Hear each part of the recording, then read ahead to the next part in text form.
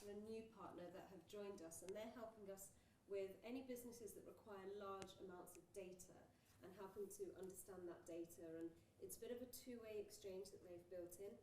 Pin St Masons are our legal partners, so they run legal clinics in the Accelerator once a month, where people can drop in, answer some questions, get some templates of things, whether it's MOUs, NDAs, term sheets, partner agreements, all of that kind of stuff. They provide that support.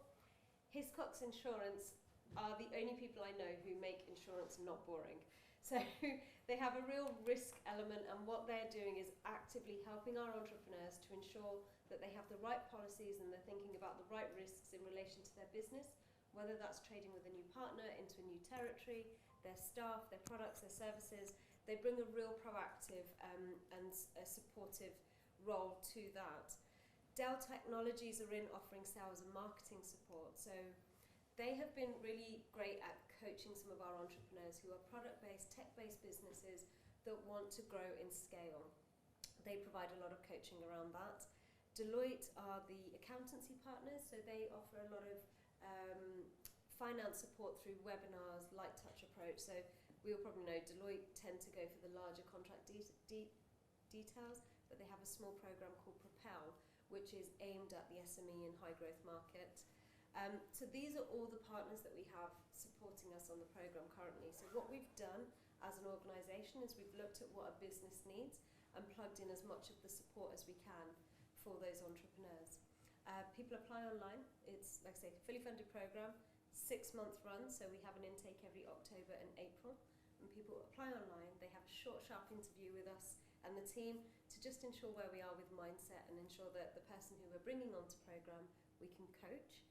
And in addition to that, we make sure we don't bring in any competing businesses. So we'll have around 70, 75 businesses on any given cohort, and every single one of those businesses will be interviewed to ensure that the final cut are not competing, there's no conflicts, so that they can work in a really collaborative way. So that's the Accelerator. Happy to answer any questions at the end of the session that you may have. Going on to pitching. So, any ideas? When do we need to pitch? When you need money. When you need money, absolutely. Anything else? In front of clients, yeah. Pitching for new business. Any other time? Anytime. Anytime. Thank you, Matthew. Let's cut to the chase. So whether you are pitching for funding, whether you're pitching in front of a client, or whether you're pitching to your colleagues or your peers a new idea, actually the way you pitch that idea is really important to get traction, to get buy-in, to get your stakeholders really excited about what you do. I was in Scotland for the past few days, so last night I was coming back home on the train. Don't ask me why I didn't fly. Back home on the train, 5.5-hour journey, and I was really thinking about today of generally when we're talking about pitching, we're talking to entrepreneurs who we know have products and services. And I was kind of worried about, well, what if this doesn't land? What if people are sitting here going, well, I don't work in business, or I don't have my own company. I work in tech, or I work in this area, or in fact I'm in research, I'm in development. And the reality is it doesn't really matter where you are, what your field of work is. Learning how to pitch is a really valuable tool. So I'm hoping that today's session will give you some thought-provoking ideas around, okay, so when I'm speaking to my team, or my colleagues, or my friends, or in my son's case, trying to get stuff off his mum, about, Mum, why don't we go shopping later because I'm now having to come to work with you? The picture is really important. So, anybody got any ideas that they want to pitch right now? No? Anybody working on anything cool right now that at some point is going to need some external buy-in? Yeah. Right. So if I was to ask you to stand up and pitch it right now, how would you feel about that? Well, you can ask me at the end. I was hoping to, yeah. Exactly, right? So this is a critical part of pitching. All of us will have ideas. All of us will have things that we're working on, exciting projects. But if we were told there and then, right, get up, you've got an opportunity to pitch. Let's say you end up being stuck in the lift with exactly the person that you needed to help get your project to the next level. How confident are you to be able to just deliver a really short, sharp, sweet, punchy pitch to them that they would go, oh yeah, that's really great. And in particular, if it's a very technical subject, because one of the things we talk about is no jargon, no acronyms, no tech talk. Like, don't make me feel like an idiot if I don't understand what you're saying.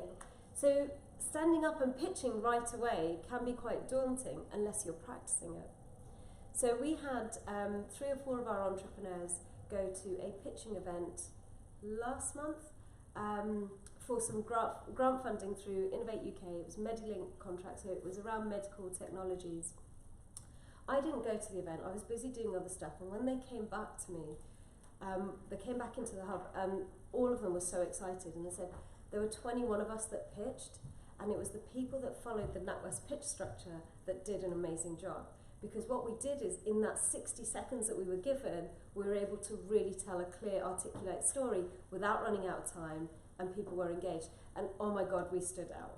So I was like super proud mama moment, right? Because it's like, yes, we've been working with these guys on their pitch, and they've really listened to what we're doing, and it worked. Like, real life scenario, they're out there, they're getting funding.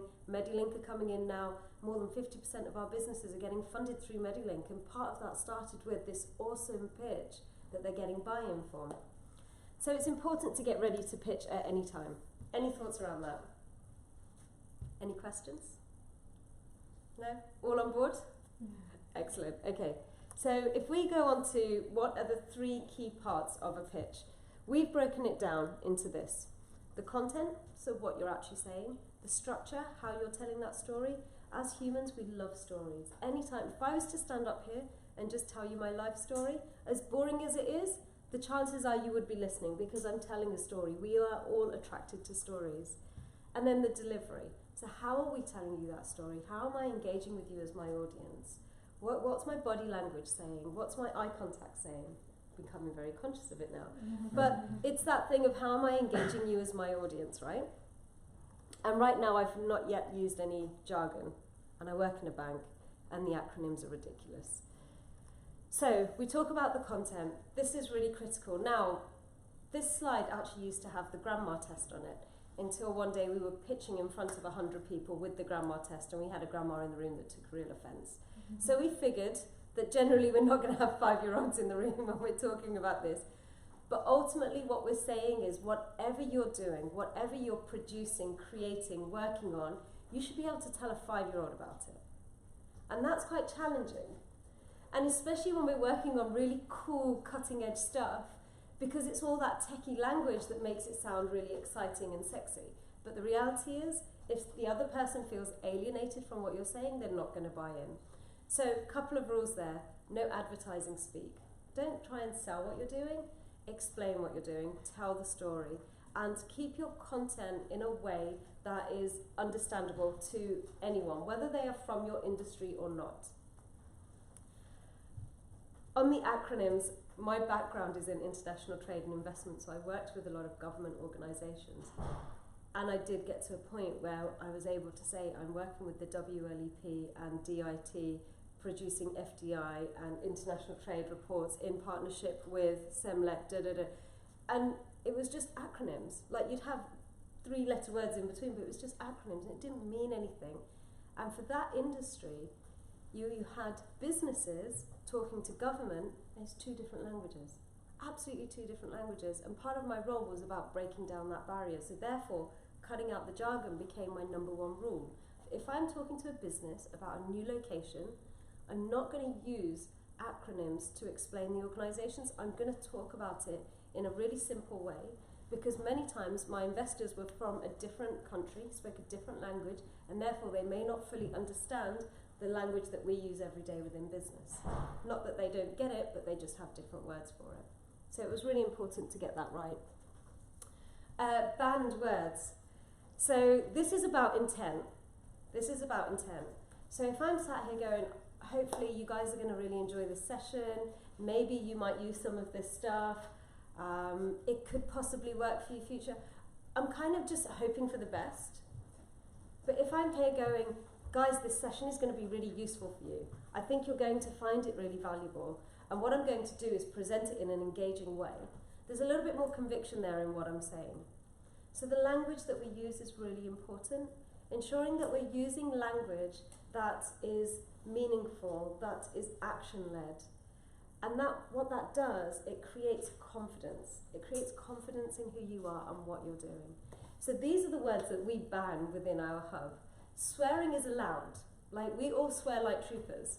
But the banned words in the hub are these words right now. Because what they do is they lack conviction. And what we want is you to have conviction. So the structure, how do we put it all together? How do we tell this story? Well, what we have is, first of all, a hook. So what are we going to do to grab our audience's attention? And if it's an entrepreneur, for sake, let's say in a Dragon's Den style pitching, because since Dragon's Den, more and more investors have decided that's the kind of style of pitching they like. It never used to happen, but we've popularised this way of having a panel and somebody going up and pitching. What's the hook? So what's that really attention-grabbing hook? I used to work with this amazing entrepreneur named Antoinette, and she had a product which was a portable personal bidet. She had brought this bidet and the concept of it from the Far East, and she was trying to make it mainstream UK. She was a nurse, she'd seen a lot of health issues around poor hygiene, and she thought this was a great solution. Her hook was, you've heard about the birds and the bees, now let me tell you about the cracks and crevices. And it got everyone. People would be smirking, smiling, going, oh God, this feels awkward. But she managed to engage her audience in a really fun way to talk about her product. So again, it's about telling that story about engaging. Pain point and problem. This isn't a list of features and benefits. This is here's what we've seen. Here's the problem that we've identified.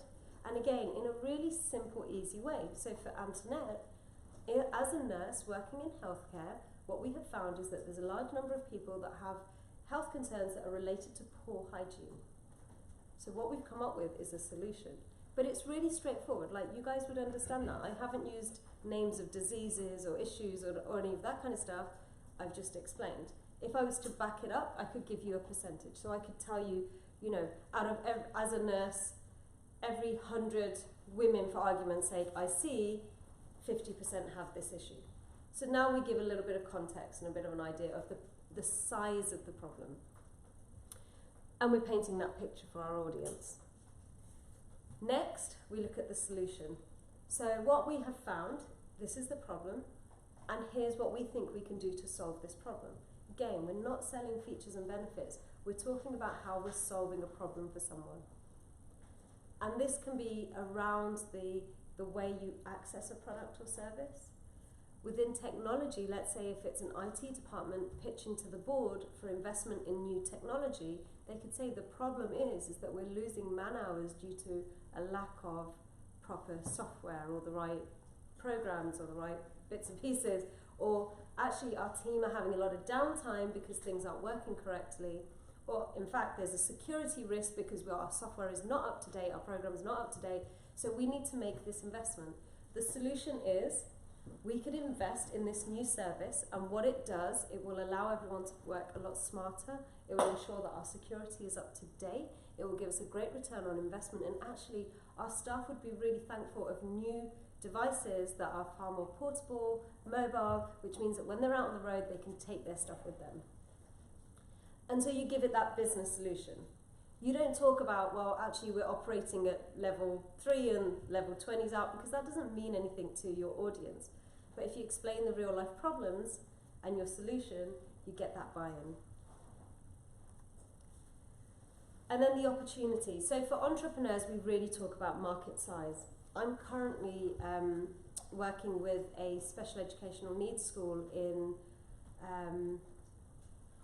Hertfordshire area, I can't remember where they were. And they are trying to pitch for some funding, and they're not getting huge amounts of traction because the market that they're serving is very small. So understanding who you go after and the impact of that market opportunity to that client or to that sector is really important, and it changes what you're doing. Equally, often we'll hear investment pitches, people will say, and it's a £20 billion market, and by year 5 we're going to capture half of it. That's not going to happen. So when we're talking in investment terms, or we're talking about business terms, we're talking about the market opportunity in terms of what's the real addressable market, what's the size of the market that you can actually realistically capture. And if we're talking about a solution for our colleagues or for our own business, what's the opportunity in terms of cost saving, increase in sales, competitive analysis? Like, could this new bit of kit actually give us our USP and therefore help us drive our sales by another 5-10%? Or it could help reduce our costs by 5-10%, which means that we can be leaner, we could be more efficient, we could be quicker to market, we could be the cutting edge because of the technology that we have. So it's explaining that opportunity. And then the business model. So how do we deliver this? Within NatWest right now, we are having loads of our systems being updated. Now, we're a bank with 60,000 employees. And the tech team that are deployed to put in new systems for employee benefits management, performance reviews, all of these are online, and we're switching from one system to a new one. It's a huge process, like it's huge. And we've been told for the past 3 months, guys, this date is coming. Here's what you need to do in preparation for this date. It's going to be off for the program's going to be offline for this long. The new system will kick in at this point. Here's your backup. It's a huge undertaking. So how is that going to happen? What's the model around that? What's the structure? How are you going to bring it to life? And again, it comes back to, if you've got a really great idea or a really great solution, paint that picture of how are we going to make this happen? What's going to be the pain points and how are you going to solve those? How are you going to bring everyone along on that journey to deliver that? If it's a product or service, what's the leanest way that you can bring it to market? What's going to be the quickest and most effective way to bring it to market? So this creates our business model. And then the team. So who's part of the team? Now, for any of my entrepreneurs that are one-man bands, at this point they're like, but I work for myself, like I have no one else. And that's just not true. There'll be people that you would have engaged with as advisors. There would have been industry experts that you would have engaged with. There may have been research that has been done. Your mentor could be part of your team. Looking at your team is really important of going, this isn't just me. Actually, I've got these group of stakeholders that have also bought into my idea and want to help bring it to market. So really thinking about who is the group of people and the credibility within that team often helps your audience go, right, okay. So if you're presenting something to your board of directors as a new solution, you know it's going to cost a couple of million pounds for them to implement. And in fact, we've got our commercial director on board because he recognises we need this new bit of kit to get our sales at a better place. Or our ops director is on board because he knows that we're not working in the most agile way. All of a sudden, you've got really important people that have bought into what you're doing. And within a business, that's equally true. If you've had advisors, mentors, experts, industry gurus, put them in and say, look, I've engaged with this person, I've counselled this person, and they also believe that this is important. Get their approval to have a pick and name and title and everything on there beforehand. Most people will put their names to things that they believe in. Some people use the Accelerator, so a lot of our entrepreneurs will use the Accelerator program as part of their team. And then the ask. Don't ever go anywhere with an opportunity and without asking for something. And it's got to be a cheeky ask. It's kind of obvious, right? But the ask needs to be something that's really specific. And here's this thinking around it. If I said to you now, guys, I've spent a bit of time with you, I've talked to you about what we're doing as NatWest, the Accelerator, talked to you about how we're developing pitches, what I'd like you all to do is go on my website and check it out. I would be impressed if even one or two of you really, really thought, okay, yeah, we're going to do that. We're going to go on the website, we're going to check it out. It's a generic ask, and it doesn't mean anything. There's no call to action there, really.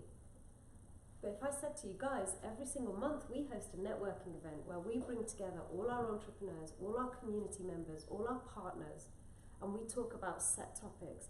I'd love to share with you the next 6 events that we've got, and come along, come and join us. Come and find out more about the Accelerator. Come and meet our community. I'm sure there'll be opportunities for you to engage with other incredible people. Okay, I'm asking for something quite specific now that you guys are going to have to think about. Do I want to do that? Does it sound right? Do I want to engage with that audience? It's the thought process that we've got to get going. So an ask has got to be specific. It's got to be meaningful. And it's got to be tailored to that audience. And what that will do is, even if it's a no, they'll be thinking about it.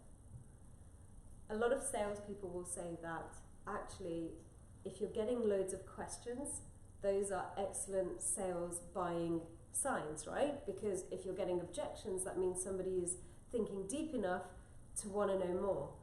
So never use those objections as a negative. That's a buy. That's a buy. And it's the same with the ask as well. If you're getting that engagement, you're getting people asking for more information, that means that there's a bit more interest there. So that's the entire structure all in one. Start with the hook, the problem, the solution, the opportunity, business model, your team, and then your ask. What is it that you want? Now, within our accelerators, we have managed to combine all of this down into 60-second pitches. And this is what our entrepreneurs do. They will have that 60-second pitch that they will bring out to you like that. It's all kind of started from the elevator pitch of people going, right, you end up in the elevator with absolutely the right person. You've got to quickly speak to them because you've got that chance. You've got those 60 seconds before they walk out. That's where this kind of comes from. That's the kind of scenarios that these high-level elevator pitches have been designed from. But the reality is, this whole structure we also use for investment pitches.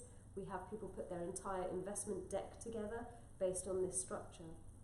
So the bit that would be missing is the numbers piece. So what is the financials? What's your forecast and things like that? But this structure is a really great way of engaging. We use it with our colleagues within the bank. So we're a team of 62 people as of yesterday, and we work at a bank of 60,000.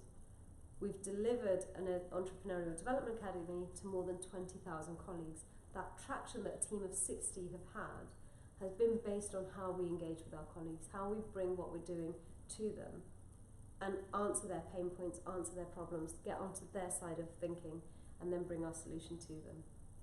So that's that. Any thoughts around that?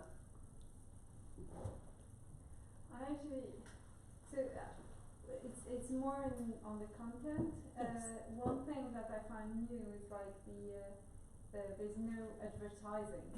Yeah. Which is kind of interesting because you're actually selling your idea, but you don't want to think about it. So it's kind of... Yeah, so the advertising piece is, we see that as a buy now, or if you do this now, you'll get this discount, or actually if you're the first 10 people to get involved. It's those sound bites, it's those sound bites. Yeah. Oh, and we're selling it at $15.99, and actually everybody in the room today will get one and get another.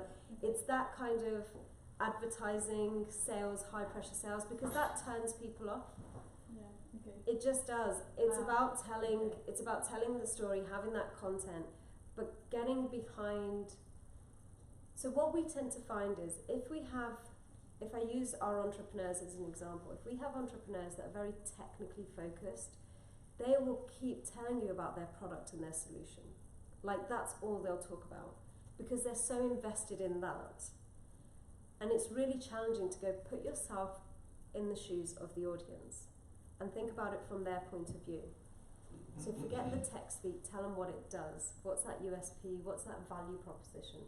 And a value proposition isn't your features and benefits, all of that. It's all of that combined, as well as the purpose of why you're doing this. So are you making something cheaper, faster, better, smarter, more economical? What's the reason? What's that reason that you're bringing this to life and you're invested in this? So that's then not selling it, that's getting engagement. You could argue it is a form of selling, it's a form of consultative selling. But we're having a discussion right now. Okay. I'm not asking you to make a decision, I'm asking you to hear me out and listen to what I've got to say. Okay. Ask me some questions, tell me what you think, go away, chew on it for a while, and then we'll come back and have another conversation. So it's that softer, consultative way of engaging an audience. Okay. Yeah? Thank you. I guess there is if you can solve someone's problem, then you help them and you win too. Absolutely. Yeah, absolutely. Yeah. It is about, and every single one of us, when we're working in an organisation, ultimately we're solving problems. Whether it's for internal stakeholders or for our customers or clients or partners, we're solving problems. And where we're seeing more and more collaboration, we're seeing lots of different cross-departmental teams coming together to solve a problem, so you get everybody's voice at the table. Being able to explain what you do and your solution becomes even more important.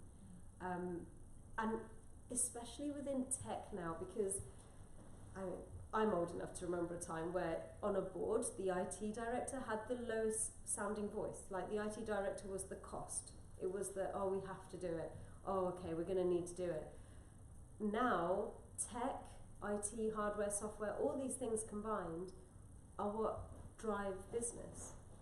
Now, organizations see the IT director or the CIO, that individual, as a driving force for the business. So it's a real opportunity for people to kind of go, yeah, we're not a liability, we're an asset. And whether that's for your clients or for your own team, I mean, we all got told we were going to get new laptops. I tell you what, that was almost as good as being told I was going to get a pay rise. Because lugging this giant thing around it's painful. So investing in our tech, investing in our people, investing in new innovation, R&D, a lot of this will come from the teams who previously would have sat in the background. Normally it was the commercial team and the business development guys that drove business. In fact, now we're seeing more and more tech driving business because we're finding solutions that are based on new technologies and applications and things. So it's a really great time to be bringing what you do to the forefront and sharing how what your work is helps a wider society or a community or a business or an industry. Yeah? So we have, if you guys are up for it, we have an opportunity to write a little pitch. First of all, can I have a show of hands of anybody that's got a program that they're working on, a bit of software that they're developing, or an idea that they're working on, or maybe even a side hustle? Like, we love side hustles. Anything at all that you are thinking, you know what, I know I need to get buy-in on this. Yeah? Okay, so would you guys be willing to do a bit of an activity to start writing a pitch around it?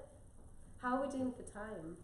Yeah, you could. I think we were like overrunning slightly from the start, so I think we have like 10, 12 minutes. 10, 12 minutes left? Should we just take 5 minutes to start writing a few things down? If I put it back onto this slide and give you that. So I recognise not everyone in the room is going to have that burning next, this is going to make me a multi-millionaire idea. It doesn't have to. You never know where things go. But just an opportunity to write a few things down, and then what we'll see is who's willing to get up and pitch. Great. I'll leave it on that page there. And Matthew, I know you have been working on your pitch, so you might be able to condense yours into a 60-second one. Yeah, perfect. Thank you. Work in progress, but it's getting there. Yeah. Good. Thank you. Can I just Coming make it January Absolutely, 2020. yeah. Do Yeah. you know where they are? What's going Is on? it just back up? Yeah, I think there's That's it, I'll just run across the water. Computers and Can I HR get managers, anyone else a drink while I'm to keep track of their hires. Yeah. Some water? So Yeah. what vacancies they've got, I'll bring you how over. many actions they've got, what interviews they've got. You can. And one of them would be useful. If you don't use software, use Excel, which becomes a nightmare and unreliable very, very quickly. Okay. And if you do use software, because it's not unique, a lot of stuff on the market is so feature rich and costs a small fortune each year and large contracts. What you really need is something really quite simple that does the basics well at a low monthly cost. It's simple SaaS. Sits across the business. So it's a tool within a business, is it? Yeah, HR it's for HR managers Yeah. and recruiters to use, really. Just to help answer questions like. So what's the value proposition is that it's going to enable them to stay up to date with their data. Yeah, and save time, save confusion. Right. I used to work in an HR department. Okay. I took over some of the recruitment. Okay. They didn't have any software in place. And I say to them, well, what vacancies are you hiring for at the moment? Oh, we don't. I've got it written down somewhere. Yeah, And okay. So you can cut and dice the inquiries that you've got from potential customers, if you like, as well as those that are looking for jobs. and internally as well, if you're hiring for a customer service advisor, who's applied, Yeah. how many interviews they've had, when they are, if they were offered, Yeah. all that sort of information, which on Excel Yeah. starts to blow up Yeah. very quickly. With that much data. Yeah. Yeah. So it's focused on specific companies, and they will run Yeah. it across their intranet or something like that. Yeah, that's it. It will be cloud-based, so Yeah. it'll just be in the web browser. Yeah. But that's the idea anyway. Okay. So time saving at a lower cost point over some of the competition. So what is the kind of the hurt point? If you look at the hook, you've got the hurt point, which is that you're finding it difficult to keep track on individual specifics or trends or something like Yeah. that. Perhaps is that it? Yeah, just knowing what's going on with your Okay. recruitment as a Okay. for about mid-size sort of. And so how does that manifest itself? I've got an Excel spreadsheet system. Guys, would anybody like a drink? We just ended up grabbing a whole bunch. I'm alright for now, thank you though. Should we? Drop a load in the middle.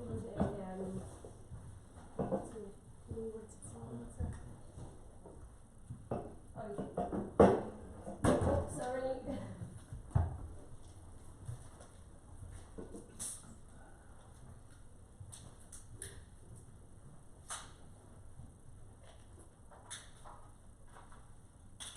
So whilst a few of you are working on your pitch, is there any questions that I can answer? Anything anybody would want to know? The jargon actually is a kind of a tricky one, Yeah. I think, because sometimes it's so you want to simplify it, and I was at some point I was doing kind of outreach or at school, Yes. and so they weren't 5 years old, but they were about 14 or something, Yeah. and at some point it's kind of a different level. Yeah. And at some point you kind of try to strip it of everything, Yeah. but actually it makes it a little bit sometimes a bit dull, because they want actually the techie stuff. Yeah. They want the Yeah. jargon. Yeah. And it's kind of Absolutely. yeah, so it's like what is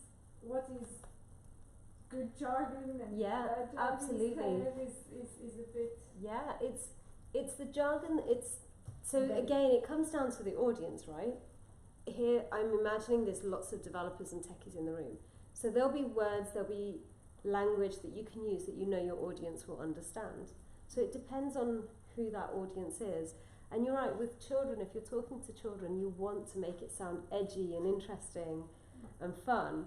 And what I found is when I'm trying to describe a process or something to a child, I try and use analogies. So I'll use, whether it's like film analogies or something else, I'll try and use analogies to explain what it is that I'm doing. And it's just, part of it is just that practice piece as well. And they'll come back to you with, okay, actually, that worked really well. If I just change it by that, it can go again. So, and also, it just depends how often you're doing it. We've just been talking about public speaking, haven't we? And it's Yeah, I was going to say, like, I know what you mean about the challenge and like sort of knowing your audience and who you're actually pitching it to. So I recently sort of pitched to get some new software, thankfully successfully eventually, in the company to sort of help us out with our SEO, because I'm sort of like a one-man band and I kind of wanted to give some of that knowledge imparted on the team. And like you said, depending on who you were talking to was part of the tailoring. So when I sort of let them put in, I needed to start at the very top and get sort of like the marketing directors buy-in and the people that are essentially going to be paying for it. I'm naturally quite a technologically minded person, so it's about kind of distilling that down, because they don't care about that. So I can say how it's going to get more visits to the website and more page views, and more page views means this. And as soon as I start going down that route, that means nothing to them. They don't sort of care about that. So it's about like stripping all that away. What they care about is bottom line, leads, revenue. So sort of continuing that story to actually more visits means more conversions means more leads. Cut that previous bit out.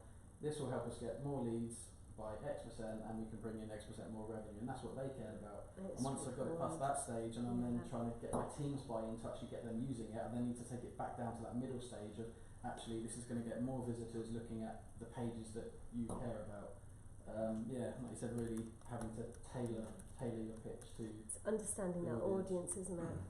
I had the same. I was working with one particular county in the UK, where you have the county council, and then you had all the local district councils, and then you had 2 or 3 other organisations, all of them interested in economic development for the region and regeneration.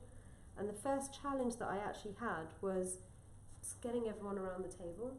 Because of the politics that were at play, they're all at loggerheads, and I think it took me about 3 months working individually to just get everyone around the table. But the penny drop for me was, what's the one thing they all have in common? And that was new investment into the area. So I almost used that as my carrot of, I'm going to bring you new investment to this county. So we're going to have to work together.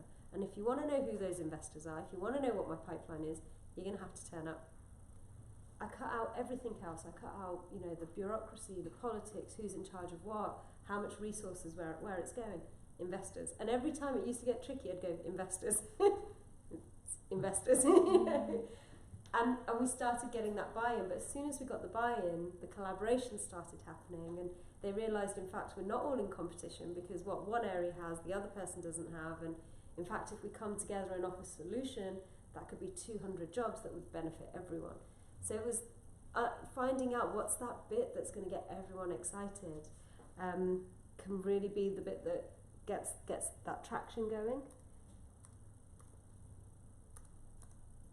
I forgot NatWest were owned by RBS. RBS, yeah. RBS, That's what yeah. second there. Yeah, RBS is the group, Which is not Bank of Scotland. which is not Bank of Scotland, it's the Royal Bank of Scotland. RBS is Royal Bank of Scotland. And then you've got Bank of Scotland, which is a separate organisation. Yeah.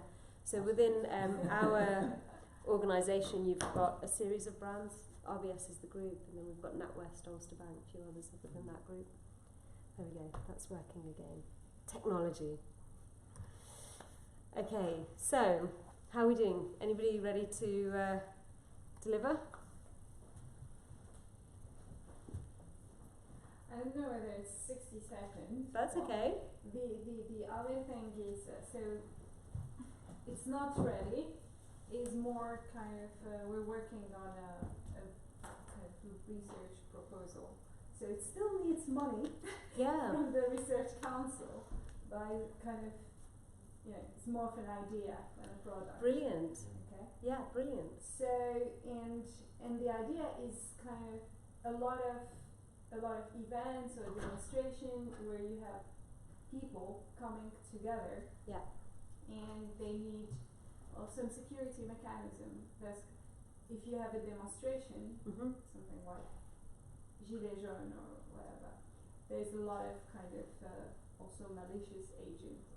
Okay. And you want, rather than the police always coming, you want to help these communities or these people Yeah. basically protect themselves. Right. Okay. Now, anything to do with technology or social application is not necessarily targeted for this population. So what we're exploring is how to equip these pieces of technologies or application with what we call social identity, so that it embeds the values of those communities. So when it comes with a recommendation, it's targeted for them, and it's better accepted. Right. So we're working with people from social science Yes. and on how the social kind of identity of an individual and how does it match groups, and synthesizing or creating wrappers around software so that almost the software is part of these communities and can build recommendation for those people. Okay. So it sounds like the solution is going to be really complex. There's a lot of tech going on there, but the reality is the audience are everyday people. So you don't have to describe the software, right, which is exactly what you've done. You said we've identified this issue and we have a solution that is going to help with these particular problems. Really straightforward, really simple stuff. And if you can explain it in that way, especially when you're going for grant funding, when you're going for pots of money that are set aside for a specific cause or campaign or area, you've got to make sure that you're singing to what they want and demonstrating what they want.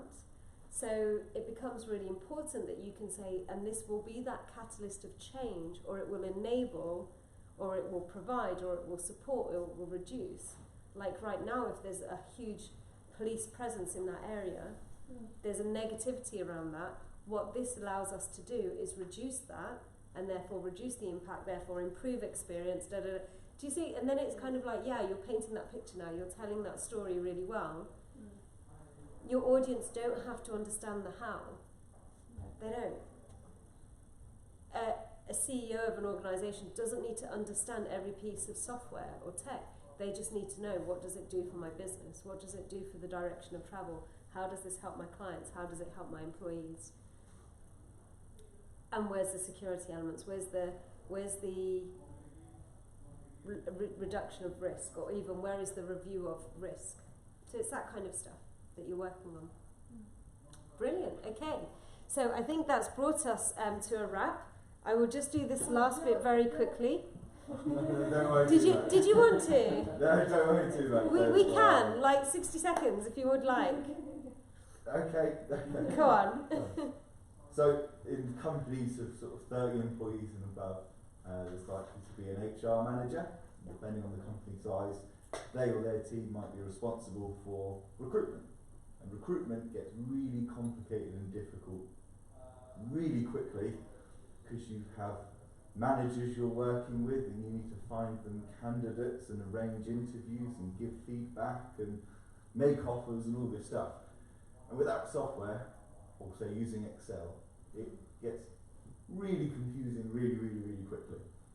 So there's software out there, such as my software up and coming, that takes all the confusion out and lets you record everything and track everything and monitor everything, so that you can easily answer the question, what's going on with recruitment in our company?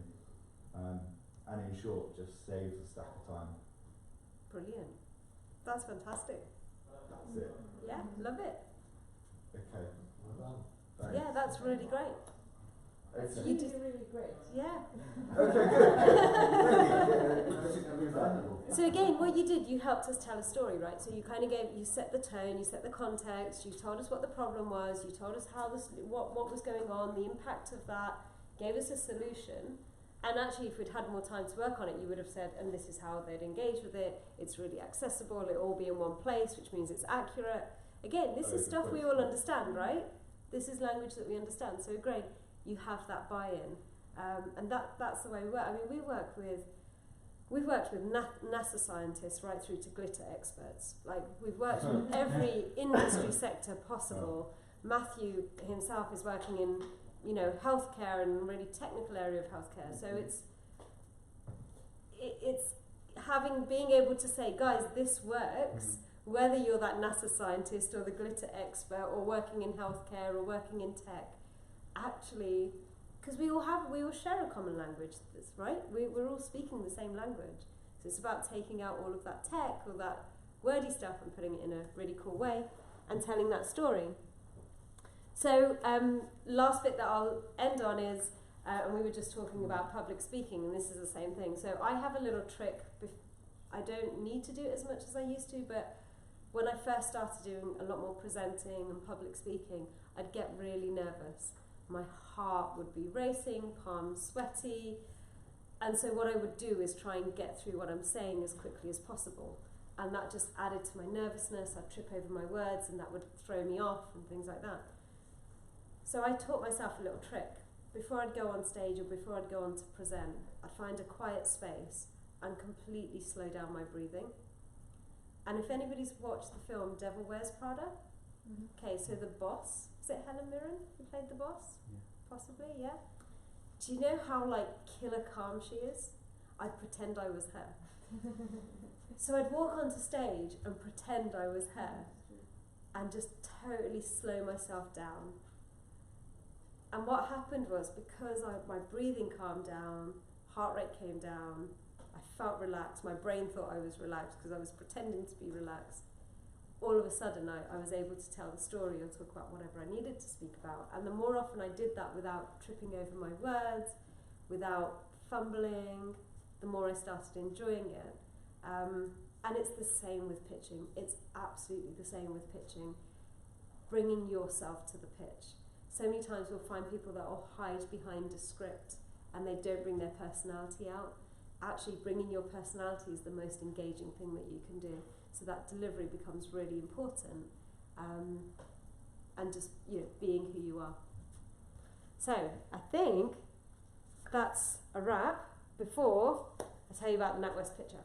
So I'm not selling this to you. I promise you I'm not selling this to you. But one of the things that we have created, and I will tell you where this has been really helpful. We have an amazing graduate scheme within NatWest, and oh my God, the calibre of our graduates is phenomenal. But our graduates use the pitch app for when they're applying for different roles within the bank. So currently I believe it's available in the App Store, and it's being developed into Android. I believe. You can tell I'm not a techie, right? It's available on one, it will be ready on the next soon. But if you wanted to check out the pitch app as a really cool, fun thing to do, it's available there for those of you that are Apple users.